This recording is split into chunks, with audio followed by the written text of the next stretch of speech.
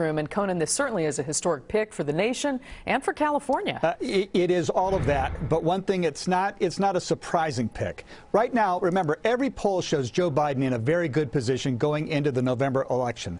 The last thing he wanted would be to pick somebody who could jeopardize that lead, and that made Kamala Harris the safe pick. She already had been vetted by the press during her failed race for president. She already had a reputation as a fierce Trump critic while on the Senate Judiciary, Senate Intelligence, and the Homeland Security Committees.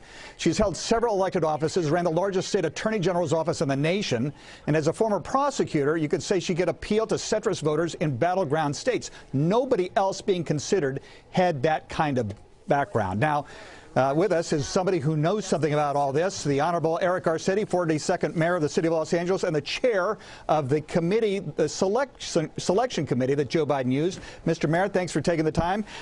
Comment on that. You are very much in support of this nomination, of course, the suggestion, but she was somebody that could not do any harm to this ticket and could do, there was a lot of upside. Yes, and Conan, this isn't just about a ticket. This is superb news for Los Angeles, for California, and for America.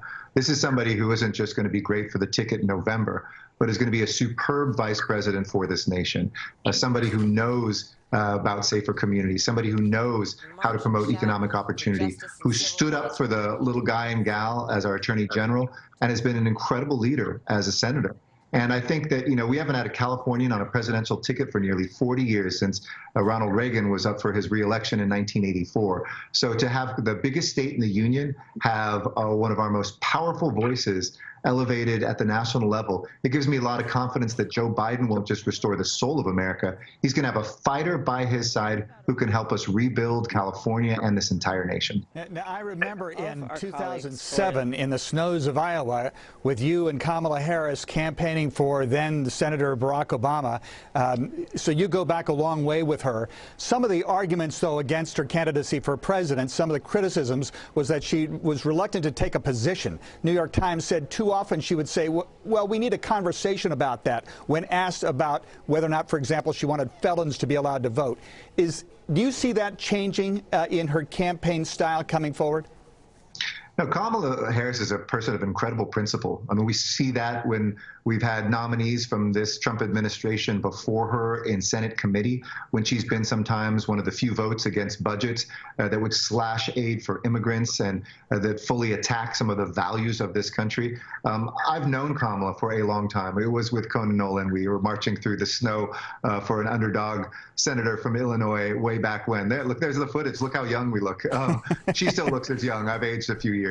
But it really, this is a person whose heart, whose head, and whose guts are unparalleled. And I think together with Joe Biden, who really has put out a bold vision, probably the most progressive vision we've seen from a presidential candidate in 40 or 50 years, she can help deliver that on Capitol Hill, stand up in the world and represent us with foreign heads of state. She really does hit all of the things we need in a vice president and a ticket that I believe will be the strongest we've seen in a generation. So you're friends with the vice president. You're very good, close friends with the president or potential president of the United States.